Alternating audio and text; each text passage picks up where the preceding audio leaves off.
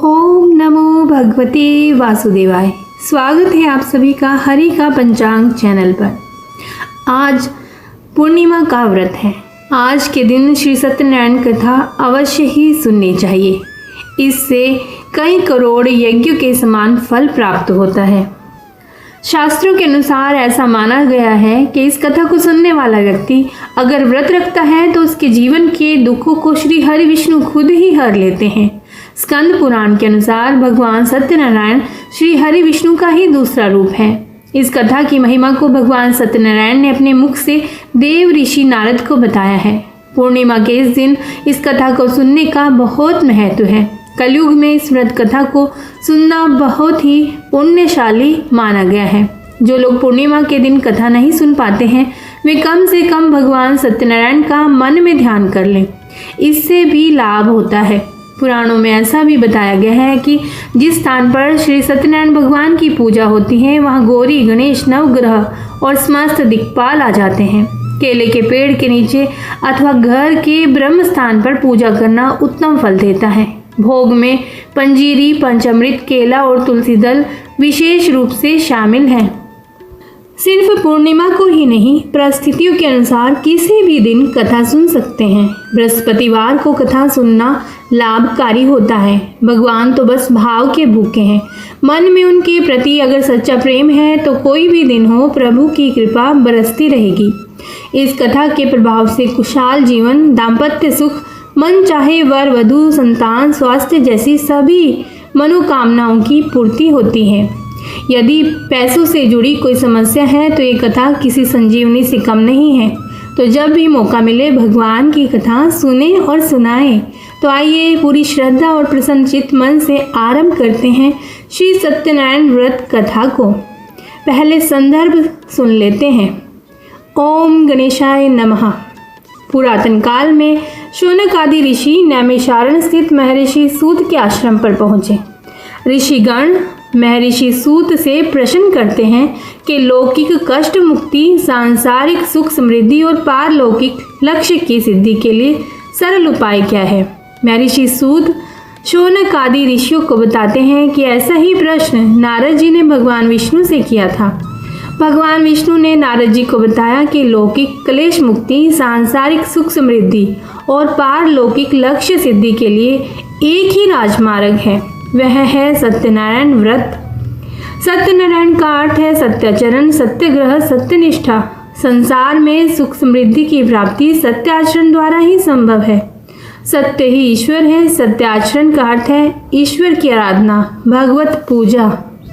श्री स्कंद पुराण के अंतर्गत रेवा खंड में श्री सत्यनारायण व्रत कथा का पहला अध्याय एक समय की बात है। नैमिषारण्य तीर्थ में शौनक आदि 88,000 ऋषियों ने श्री सूत जी से पूछा कि हे प्रभु, इस कलयुग में वेद विद्या रहित मनुष्यों को प्रभु भक्ति किस प्रकार मिल सकती है और उनका उद्धार कैसे होगा। हे मुनि श्रेष्ठ, कोई ऐसा तप बताइए जिससे थोड़े समय में ही पुण्य मिले और मनोवांछित फल भी मिल जाए। इस प्रकार की कथा सुनने की हम इच्छा रखते हैं। सर्वशास्त्रों के ज्ञाता श्री सूत जी बोले, हे वैष्णवों में पूज्य, आप सभी ने प्राणियों के हित की बात पूछी है, इसीलिए मैं एक श्रेष्ठ व्रत को आप लोगों को बताऊंगा जिसे नारद जी ने लक्ष्मी नारायण जी से पूछा था और लक्ष्मीपति ने मुनि श्रेष्ठ नारद जी से कहा था। आप सब इसे ध्यान से सुनिए। एक समय की बात है, योगी राज नारद जी दूसरों के हित की इच्छा के लिए अनेकों लोकों में घूमते हुए मृत्युलोक में आ पहुँचे। यहाँ उन्होंने अनेक योनियों में जन्मे प्राय सभी मनुष्यों को अपने कर्मों द्वारा अनेक दुखों से पीड़ित देखा। उनका दुख देखकर नारद जी सोचने लगे कि कैसे यत्न किया जाए कि जिसके करने से निश्चित रूप से मानव के दुखों का अंत हो जाए। इसी विचार पर मनन करते हुए वह विष्णु लोक में गए। वहाँ वह देवों के ईश नारायण की स्तुति करने लगे, जिनके हाथों में शंख, चक्र, गदा और पद्म थे, गले में वरमाला पहने हुए थे। स्तुति करते हुए नारद जी बोले, हे भगवान, आप अत्यंत शक्ति से संपन्न हैं। मन तथा वाणी भी आपको नहीं पा सकती है। आपका आदि, मध्य तथा अंत नहीं है। निर्गुण स्वरूप सृष्टि के कारण भक्तों को दुख दूर करने वाले हैं। आपको मेरा नमस्कार है। नारद जी की स्तुति सुनकर विष्णु भगवान बोले, हे मुनि श्रेष्ठ, आपके मन में क्या बात है? आप किस काम के लिए पधारे हैं, उसे निसंकोच कहो। इस पर नारद मुनि बोले कि मृत्युलोक में अनेक योनियों में जन्मे मनुष्य अपने कर्मों के द्वारा अनेकों दुख से दुखी हो रहे हैं।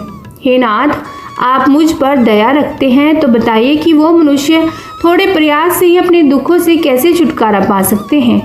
श्री हरि बोले, हे नारद, मनुष्यों की भलाई के लिए तुमने बहुत अच्छी बात पूछी है, जिसके करने से मनुष्य मोह से छूट जाता है। वह बात मैं कहता हूँ, उसे सुनो।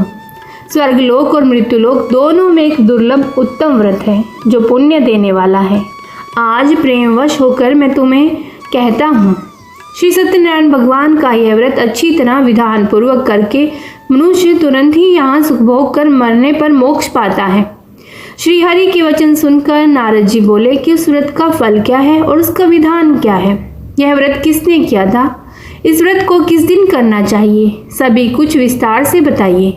नारद जी की बात सुनकर श्री हरि बोले, दुख और शोक को दूर करने वाला, यह सभी स्थानों पर विजय दिलाने वाला है। मानव को भक्ति और श्रद्धा के साथ शाम को श्री सत्यनारायण की पूजा धर्म परायण होकर ब्राह्मणों और बंधुओं के साथ करनी चाहिए। भक्ति भाव से ही नैवेद्य केले का फल, घी, दूध और गेहूं का आटा सवाया ले। गेहूं के स्थान पर साठी का आटा, शक्कर और गुड़ लेकर और सभी भक्षण योग्य पदार्थों को मिलाकर भगवान को भोग लगाएं। ब्राह्मणों सहित बंधु बांधवों को भी भोजन कराएं। उसके बाद स्वयं भोजन करें। भजन कीर्तन के साथ भगवान की भक्ति में लीन हो जाएं। इस तरह से सत्यनारायण भगवान का यह व्रत करने पर मनुष्य की सारी इच्छाएं निश्चित रूप से पूरी होती हैं। इसी कलिकाल अर्थात कलयुग में मृत्युलोक में मोक्ष का यही एक सरल उपाय बताया गया है। बोलिए सत्यनारायण भगवान की जय। आइए दूसरा अध्याय आरंभ करते हैं। श्री सूत जी बोले, हे ऋषियों, जिसने पहले समय में इस व्रत को किया था उसका इतिहास कहता हूँ, ध्यान से सुनो। सुंदर काशीपुरी नगरी में एक अत्यंत निर्धन ब्राह्मण रहता था। भूख प्यास से परेशान वह धरती पर घूमता रहता था।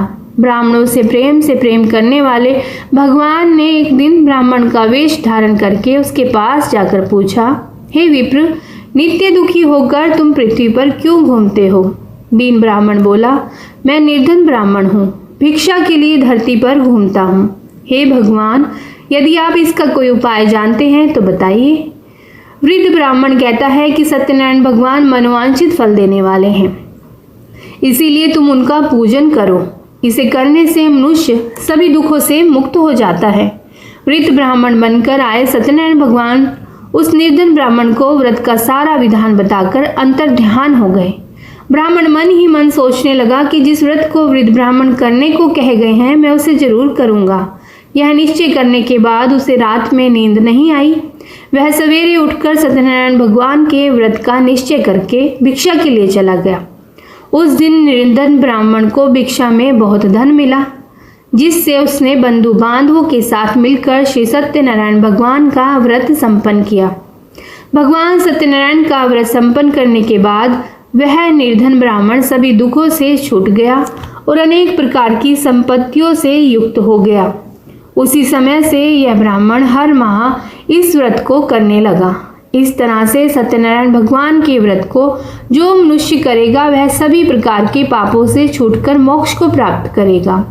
जो मनुष्य इस व्रत को करेगा वह भी सभी दुखों से मुक्त हो जाएगा। श्री सूत जी बोले कि इस तरह से नारद जी से नारायण जी का कहा हुआ श्री सत्यनारायण का व्रत मैंने तुमसे कहा। हे विप्रो, मैं अब और क्या कहूँ?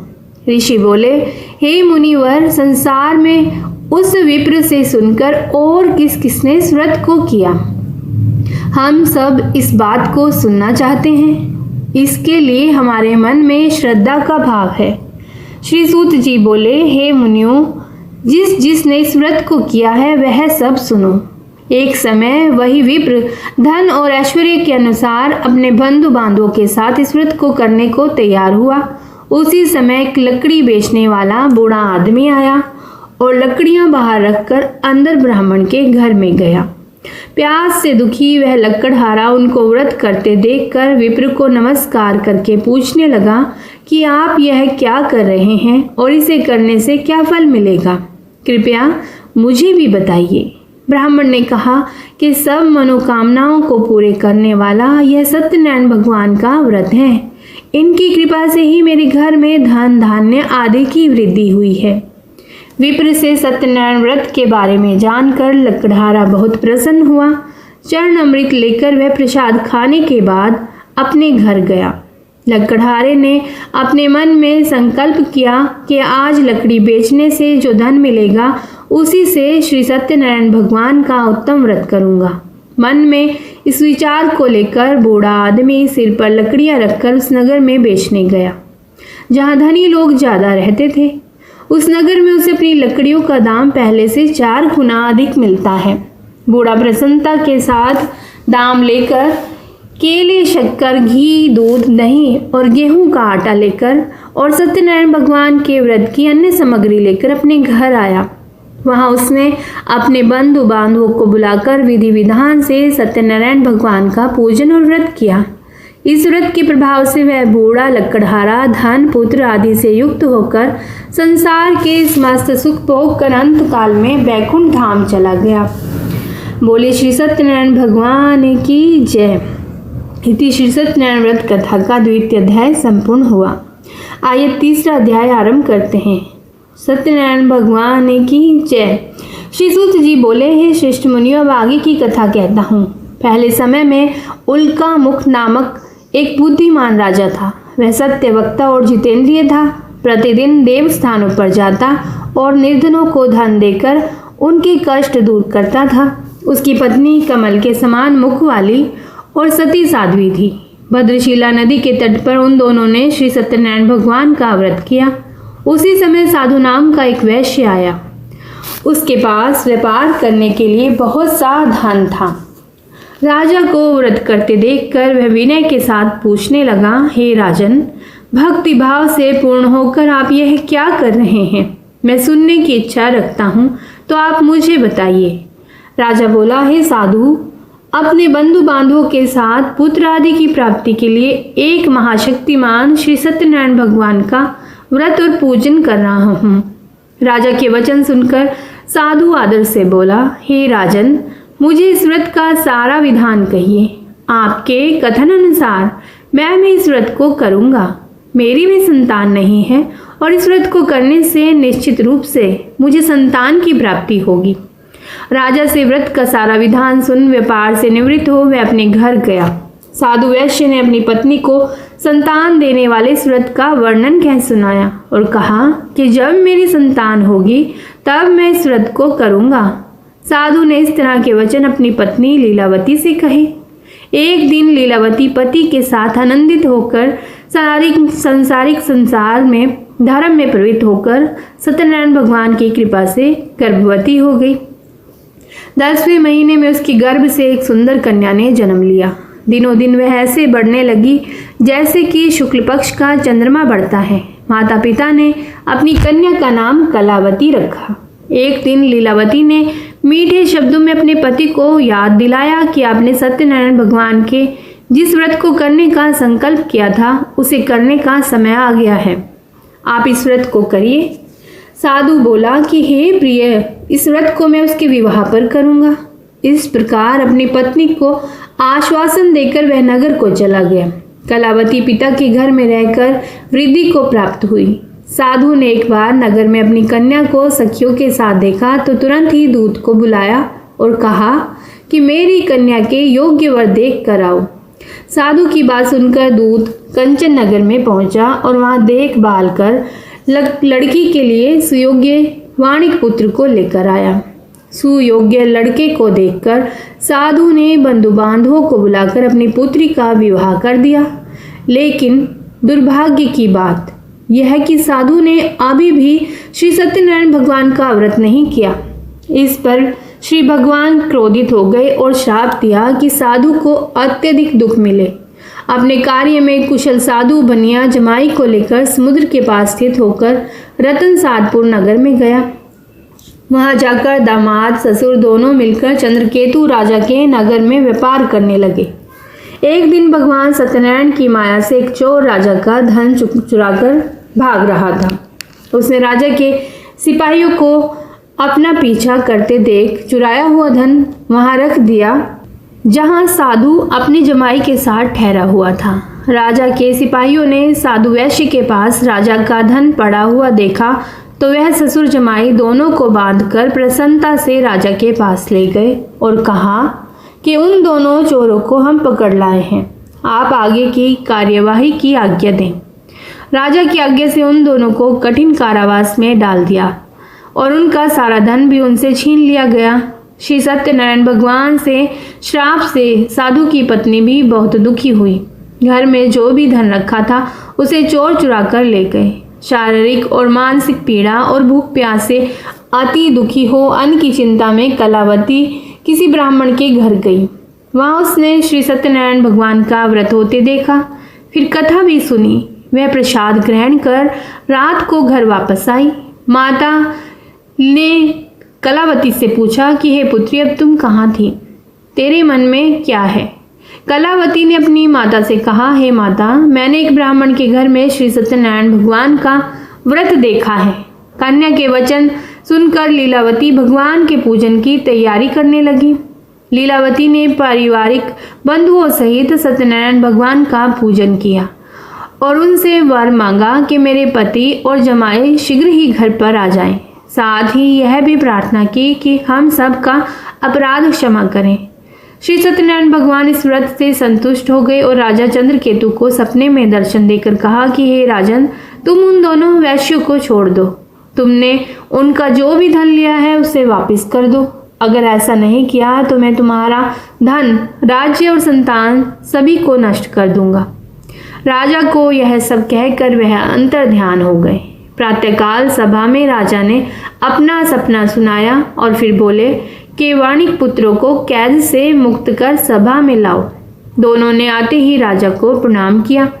राजा मीठी वाणी में बोला, हे महानुभाव, भाग्यवश ऐसा कठिन दुख तुम्हें प्राप्त हुआ है, लेकिन अब तुम्हें कोई भय नहीं है।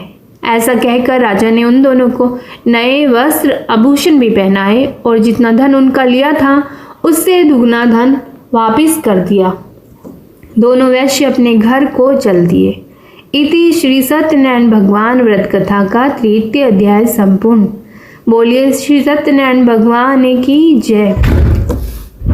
आइए 4 अध्याय आरंभ करते हैं। श्री सूत जी बोले, वैश्य ने मंगलाचार कर अपनी यात्रा आरंभ की और अपने नगर की ओर चल दिए। उनके थोड़ी दूर जाने पर एक दंडी वेशधारी श्री सत्यनारायण ने उनसे पूछा, हे साधु, तेरी नाव में क्या है? अभिवाणी वणिक हंसता हुआ बोला, हे दंडी, आप क्यों पूछते हो? क्या धन लेने की इच्छा है?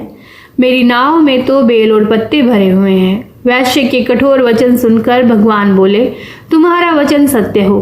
दंडी ऐसे वचन कहकर वहां से दूर चले गए। कुछ दूर जाकर समुद्र के किनारे बैठ गए। दंडी के जाने के बाद साधु वैश्य ने नित्य क्रिया के पश्चात नाव को ऊंची उठते देखकर अचंभा माना और नाव में बेलपत्ते आदि देखकर वह मूर्छित होकर जमीन पर गिर पड़ा। मूर्छा खुलने पर वह अत्यंत शोक में डूब गया। तब उसका दामाद बोला कि आप शोक न मनाएं, यह दंडी का ही श्राप है, इसीलिए हमें उनकी शरण में जाना चाहिए, तभी हमारी मनोकामना पूर्ण होगी। दामाद की बात सुनकर वह दंडी के पास पहुंचा और अत्यंत भक्तिभाव नमस्कार करके बोला, मैंने आपसे जो जो असत्य वचन कहे थे उनके लिए मुझे क्षमा दे। ऐसा कहकर महान शोकातुर होकर रोने लगा। तब दंडी भगवान बोले, हे वणिक पुत्र, मेरी आज्ञा से बार बार तुम्हें दुख प्राप्त हुआ है, तू मेरी पूजा से विमुख हुआ। साधु बोला, हे भगवान, आपकी माया से ब्रह्मा आदि देवता भी आपके रूप को नहीं जानते, तब मैं अज्ञानी कैसे जान सकता हूँ? आप प्रसन्न होइए, अब मैं समर्थ के अनुसार आपकी पूजा करूँगा। मेरी रक्षा करो और पहले के समान नौका में धन भर दो। साधु वैश्य के भक्तिपूर्वक वचन सुनकर भगवान प्रसन्न हो गए और उसकी इच्छा के अनुसार वरदान देकर अंतर्ध्यान हो गए। ससुर जमाई जब नाव पर आए तो नाव धन से भरी हुई थी। फिर वहीं अपने अन्य साथियों के साथ सत्यनारायण भगवान का पूजन कर अपने नगर को चल दिए। जब नगर के नजदीक पहुंचे तो दूत को घर पर खबर करने के लिए भेज दिया। दूत साधु की पत्नी को प्रणाम कर कहता है कि मालिक अपने दामाद सहित नगर के निकट आ गए हैं। दूत की बात सुनकर साधु की पत्नी लीलावती ने बड़े हर्ष के साथ सत्यनारायण भगवान का पूजन कर अपनी पुत्री कलावती से कहा कि मैं अपने पति के दर्शन को जाती हूँ, तू कार्य पूर्ण कर शीघ्र आ जाना। माता के ऐसे वचन सुनकर कलावती जल्दी में प्रसाद छोड़कर अपने पति के पास चली गई। प्रसाद की अवज्ञा के कारण श्री सत्यनारायण भगवान रुष्ट हो गए और नाव सहित उसके पति को पानी में डुबो दिया। कलावती अपने पति को वहां ना पाकर रोती हुई जमीन पर गिर गई। नौका को डूबा हुआ देखकर और कन्या को रोता हुआ देखकर साधु दुखी होकर बोला कि हे प्रभु, मुझसे तथा मेरे परिवार से जो भूल हुई है उसे क्षमा करें। साधु के दीन वचन सुनकर श्री सत्यनारायण भगवान प्रसन्न हो गए और आकाशवाणी हुई, हे साधु, तेरी कन्या मेरे प्रसाद को छोड़कर आई है, इसीलिए उसका पति अदृश्य हुआ है। यदि वे घर जाकर प्रसाद खाकर लौटती है तो इसे इसका पति अवश्य ही मिलेगा। ऐसी आकाशवाणी सुनकर कलावती घर पहुंचकर प्रसाद खाती है और फिर आकर अपने पति के दर्शन करती है। उसके बाद साधु अपने बंधु बांधवों सहित श्री सत्यनारायण भगवान का विधि विधान से पूजन करता है। इस लोक का सुख भोग वह अंत में स्वर्ग को जाता है। इति श्री सत्यनारायण भगवान व्रत कथा का 4th अध्याय संपूर्ण। तो बोलिए श्री सत्यनारायण भगवान की जय। 5वां अध्याय। श्री सूत जी बोले, हे ऋषियों, मैं एक और भी कथा सुनाता हूँ, उसे भी ध्यानपूर्वक सुनो। प्रजा पालन में लीन तुंगध्वज नाम का एक राजा था। उसने भी भगवान का प्रसाद त्याग कर बहुत ही दुख का कार्य किया। एक बार वन में जाकर वन्य पशुओं को मारकर वह बड़ के पेड़ के नीचे आया। वहां उसने ग्वालों को भक्ति भाव से अपने बंधु बांधवों से सत्यनारायण भगवान का पूजन करते देखा। अभिमानवश राजा ने उन्हें देखकर भी पूजा स्थान पर नहीं गया और ना ही उसने भगवान को नमस्कार किया।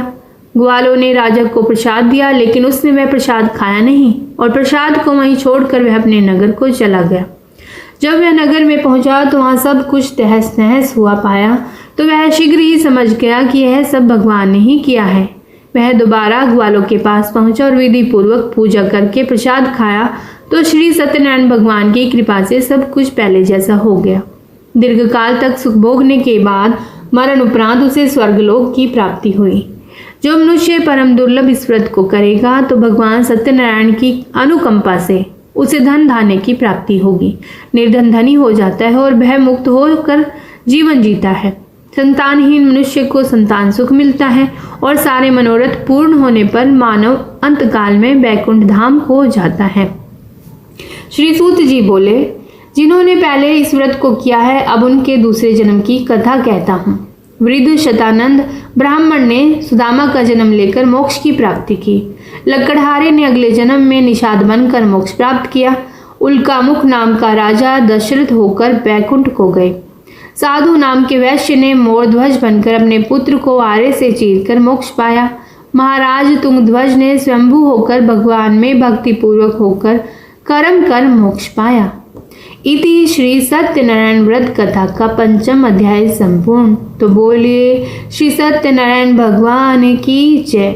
कथा सुनने के बाद श्री सत्यनारायण जी की आरती करें और अंत में 3 बार प्रदक्षिणा करके आटे की पंजीरी में विविध फल और दही लस्सी का चरणामृत बनाकर सभी लोग प्रसाद स्वरूप बांटे और स्वयं भी ग्रहण करें।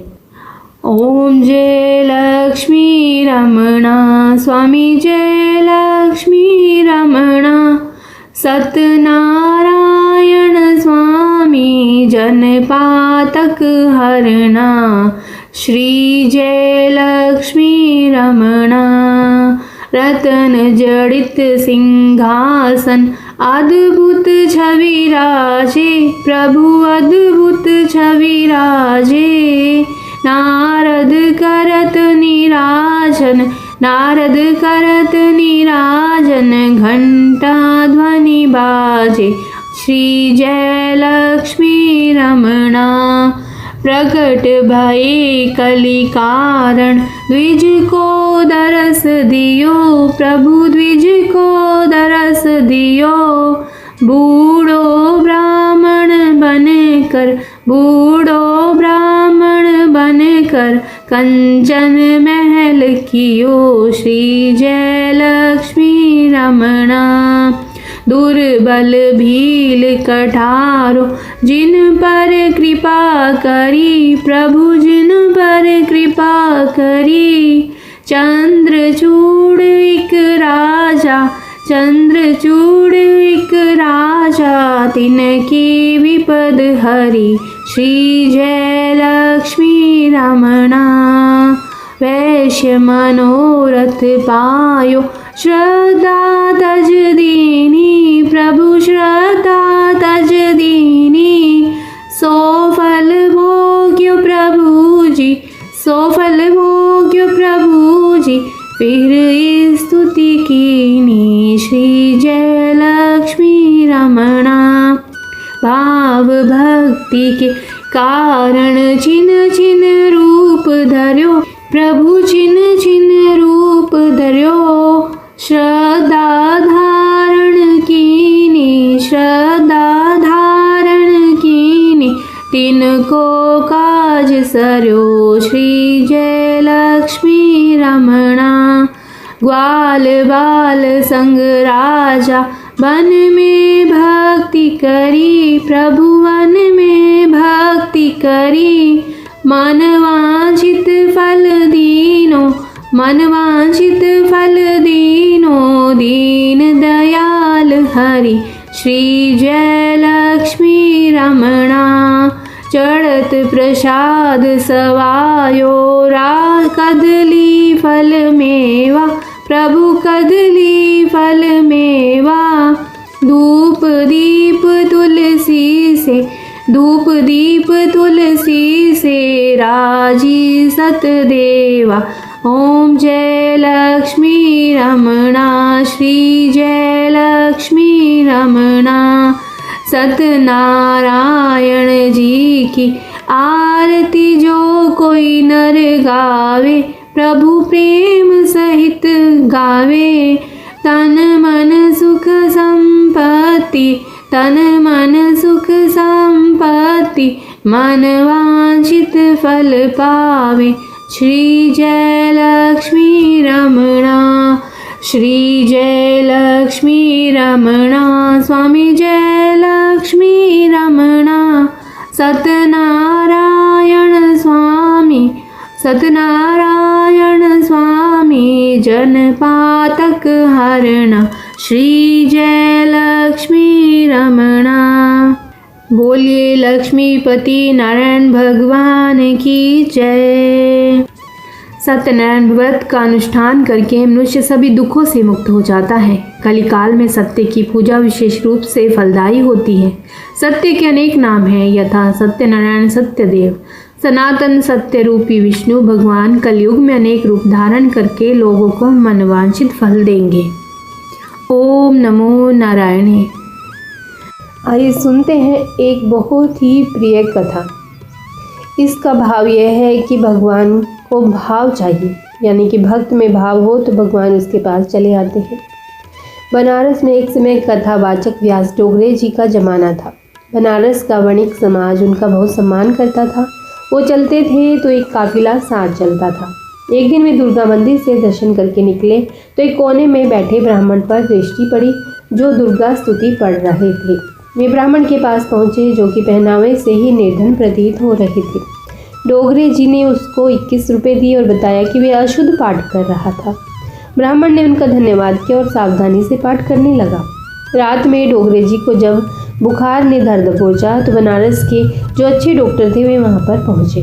भोर में 4:15 बजे उठकर डोगरे जी बैठ गए और तुरंत दुर्गा मंदिर जाने की इच्छा प्रकट की। एक छोटी मोटी भीड़ साथ लेकर के डोगरे जी मंदिर में पहुंच गए। वही ब्राह्मण अपने उसी स्थान पर बैठा पाठ कर रहा था। डोगरे जी को उसने प्रणाम किया और बताया कि वह अब उनके बताए अनुसार पाठ कर रहा है। वृद्ध कथावाचक ने सर इनकार में हिलाया, यानी कि डोगरे जी ने सर इनकार में हिला करके कहा कि पंडित जी, आपको विधि बताना हमारी भूल थी। घर जाते ही तेज बुखार ने मुझे दर्द पहुंचा। फिर भगवती दुर्गा ने स्वप्न में दर्शन दिए। वे क्रुद्ध थी, बोली कि तू अपने काम से काम रखा कर। मंदिर पर हमारा वो भक्त कितने प्रेम से पाठ करता था, तो उसके दिमाग में शुद्ध अशुद्ध के पाठ का झंझट डाल आया। अब उसका भाव लुप्त हो गया। वो रुक रुक कर सावधानी पूर्वक पढ़ रहा है। जाकर कहे कि जैसे पढ़ता था बस वैसे ही पढ़े। इतना कहते कहते डोगरे जी के आंसू बह निकले। रोंदे हुए गले से वे बोले, महाराज उम्र बीत गई पाठ करते, माँ की झलक न दिखी। कोई पुराना पुण्य जागा था कि आपके दर्शन हुए, जिसके लिए जगत जननी को आना पड़ा। आपको कुछ सिखाने की हमारी हैसियत नहीं है, आप जैसे पाठ करते हो करो। जब सामने पड़े आशीर्वाद का हाथ इस मद अंधमूढ़ के सर पर रख देना। ओम नमो नारायण। तो सही अर्थों में कहा गया है कि भगवान सिर्फ अपने भक्त के भाव के ही भूखे हैं। पूर्ण भाव से भगवान की भक्ति की जाए तो स्वयं आपको भगवान के दर्शन हो जाते हैं।